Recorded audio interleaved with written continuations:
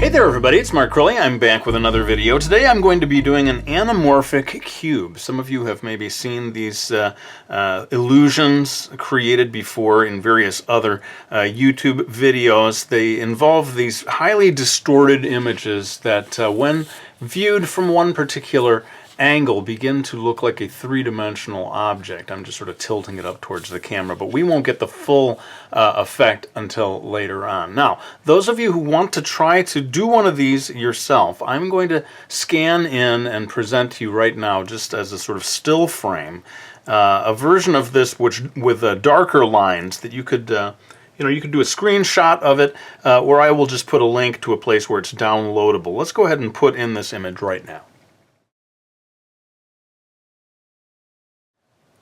Alright, so there you see the sort of basic pattern with the lines much darker. I'm keeping the lines super light here because I really want this to look real by the time I'm done with it, and I don't want any harsh outlines. What I'm going to begin doing right now is to take a marker and begin adding a base of color to this cube, or sort of like a box that I've come up with here. I thought just doing it as a cube might be a little boring, and so I decided to open it up a little, and then later on I'm really going to be getting into adding the interior shadows and the drop shadow and so forth, which will hopefully create quite a good illusion of three-dimensionality. Wish me luck, friends. I've done one of these just one time before. It was for a Coca-Cola ad campaign. I will also link to that video.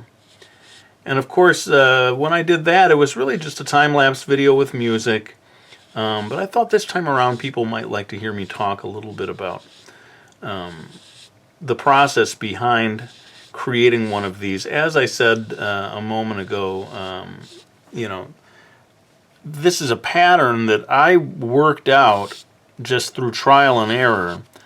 I do not actually understand the principles, the sort of mathematical underpinnings of an anamorphic illusion, sadly. So I can't really give instruction in that way, and I'm not going to present this as a how to draw video, and I suppose it could be debated as to whether it qualifies as a tutorial. Why did you decide to even talk at all, Crilley? I'm not sure. I thought some people might enjoy hearing me blab on and on about my work as I put this together. I chose marker because marker creates a fairly smooth, sort of unchanging layer of color. I want this to look like it's made of wood, and I knew that if I tried to do it with watercolor, that would cause a lot of buckling and wrinkling in the paper, so that's why I settled on marker as my coloring tool of choice. Now I am paying attention to the direction of my marker strokes, because like I said, I want this to look like it's made of wood, and wood has a grain to it, and even at the level of marker, I think that grain sort of comes out in the image. It's visible to some degree. I did not tape down the paper today. I'm just going to spin it around as I need to. And indeed, shortly I think I'm going to be kicking it into time-lapse. There's no way I'm going to show this entire markering thing all real-time. But I did want to sort of say a word or two about why I chose marker. In terms of creating a pattern like this on your own, I wish I could explain it to you fully. As I worked at trying to create one that would succeed in creating the illusion, I basically understood that it had to be greatly distorted from top to bottom. You're like stretching it out from top to bottom, but then you're also widening it out at the top. So it's sort of a funny combination of distorting it in a very specific way. I would say making whatever it is that you're drawing much, much taller than it is in real life. And then also just a little bit wider at the top as it goes up. Anyways, best of luck, my friends, if you try to create your own anamorphic illusion that is separate from this one. I really do wish I could sort of explain it, but to do that I would have to understand it myself, and I definitely don't. So anyway, I'm going to go ahead and kick it into time-lapse now. I'm going to finish off doing all the marker work, and then I'm going to come back with colored pencils to begin trying to make this look a lot more like real wood.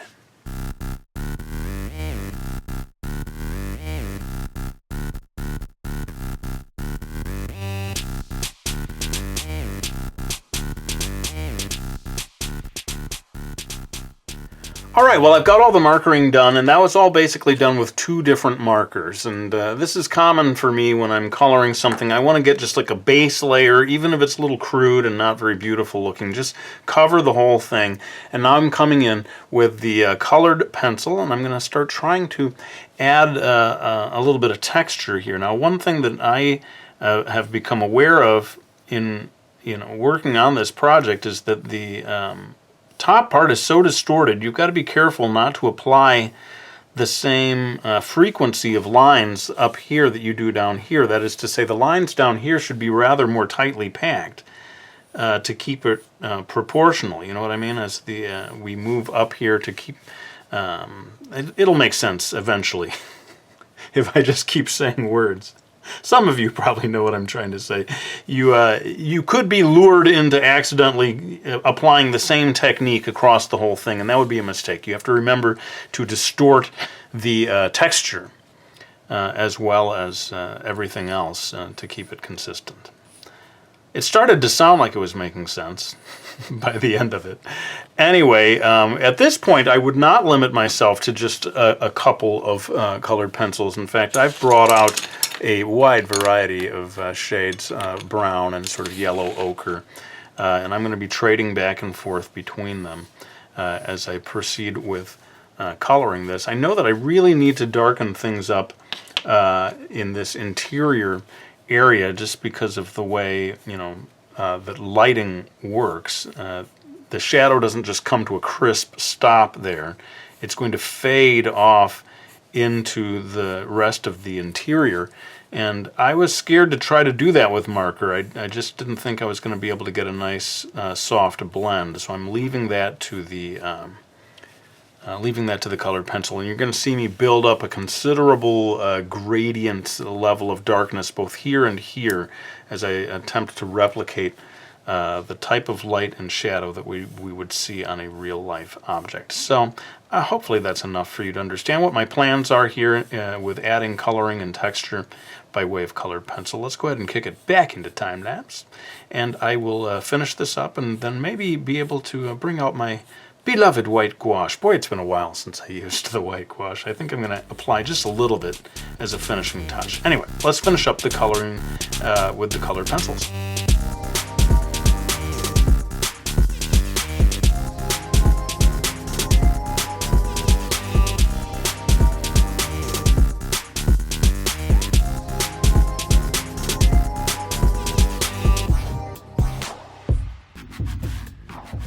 So I think I'm pretty close to being done with the colored pencil work, and I should say I spent at least an hour, maybe an hour and a half, building up all of this texture and shading quite carefully. But right now I'm going to switch to a little piece of gray pastel for doing the drop shadow. And the reason I'm choosing pastel is that I want a kind of a smoky, almost airbrushed kind of fade, and that is very easy to achieve, as you can see right now, with pastel. It's just made to go foggy, if that's the right word. And so that's what you're going to see me using, again in time-lapse, creating just a hopefully subtle indication of drop shadow on this piece of paper. And then we're going to come back and do the very final touch, which is the beloved white gouache. Add some white highlights, and then we can cut this thing out and be ready to see if we have succeeded in this crazy anamorphic illusion challenge.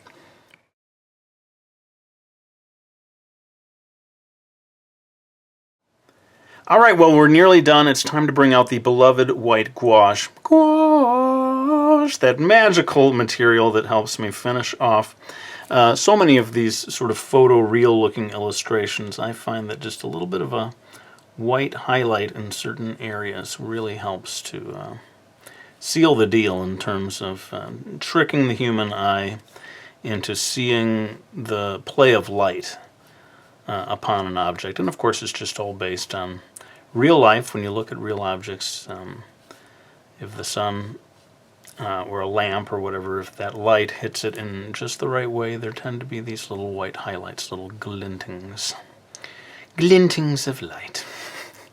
But I am going to go ahead and finish up adding these white highlights, and then I'm going to come back with a pair of scissors. We're going to cut this illustration out and then see if we have succeeded in the goal of creating a real anamorphic illusion.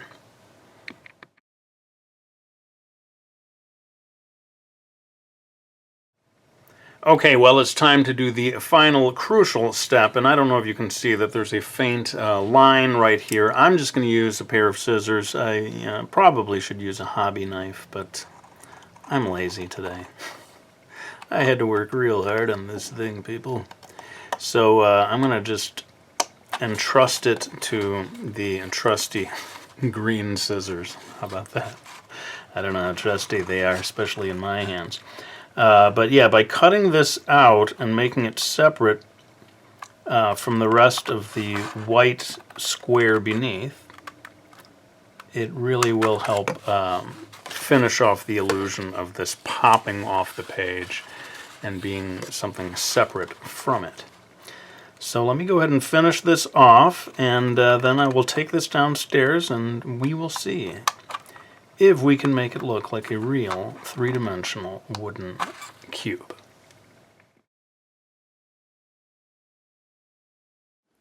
Okay, well, here we are, the big moment of truth. I've got the paper laid down on the table here, and as I spin it into position, it should hopefully begin to give you that classic anamorphic illusion. Not too bad. The one that I did for Coca-Cola is superior to this one in every way. But before I go, I always like to do this because it's just a bit of a boom weird thing to perceive with the human eye.